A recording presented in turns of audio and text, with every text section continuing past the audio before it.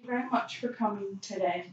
I will be speaking on the US's need for paid maternity leave. Imagine your wife or yourself is about to have a baby in a month. You've saved all you can, and using savings, your vacation days, and sick leave, you're able to get 4 weeks off after the baby is born. You hope it's a natural birth because you can't afford any more time off.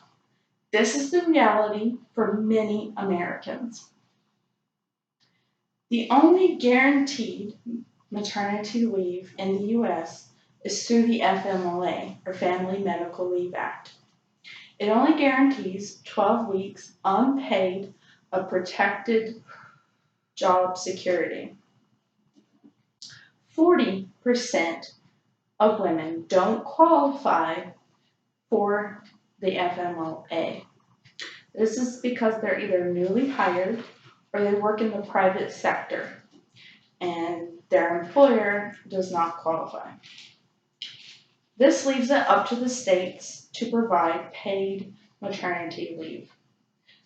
Only California, New Jersey, Rhode Island, New York, and DC offer paid maternity leave.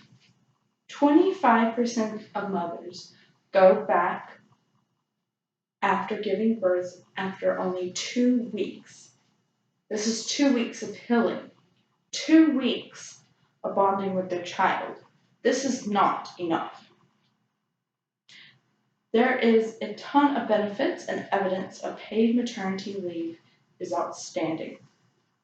2011, a study of 141 paid leave policies in other countries found just 10 weeks of fully paid time off decreased infant mortality by 10%.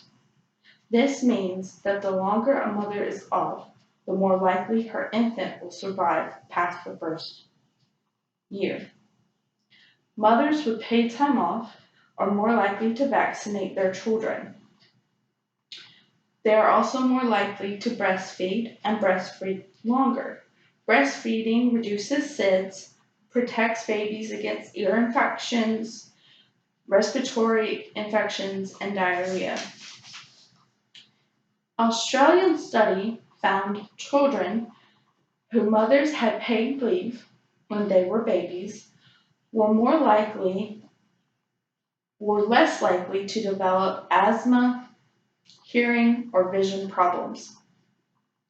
A paper published in 2014 in the journal Health Politics, Policies, Law found that more paid leave a mom was given, the lower her chances were of having postpartum depression. Paid time leave also helps the economy. It lowers the turnover rate of mothers. It increases the morale of workers. Workers, when they come back from leave, are more productive. And it also either increases profits or stabilizes profits. Mothers who receive paid time off are less likely to have public assistance or food stamps. Another important thing is bonding with mothers is greatly increased when they're given paid time off. A baby's need to attach to a caregiver begins at birth. Secure infants, or infants who have bonded fully with their caregiver, are able to develop self-control. Secure infants become children who are more competent in their interaction with peers, more self-reliant, and have better self-control. Mothers are able to better bond with their children when they have three main factors: a positive relationship with their partner, adequate economic resource, and a good psychological health.